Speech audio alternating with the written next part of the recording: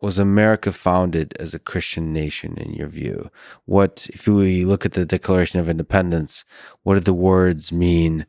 We hold these truths to be self-evident, that all men are created equal, that they are endowed by their Creator with certain inalienable rights, that among these are life, liberty, and the pursuit of happiness. It seems like God is breathing through those words too. Yeah, I think so.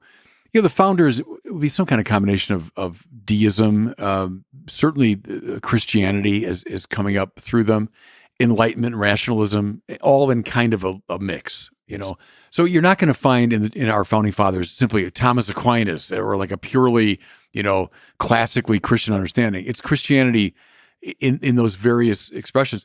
Because actually, I would see the Enlightenment as a sort of child of Christianity. We could talk about that. But having said all that, yes, I think they are expressing at least the residue of a once deeply integrated Christian sense of things, that our rights are not created by the government.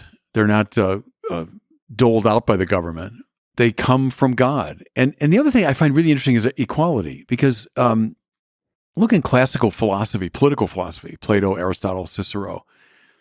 It's not equality. For them, it's our inequality that's really interesting.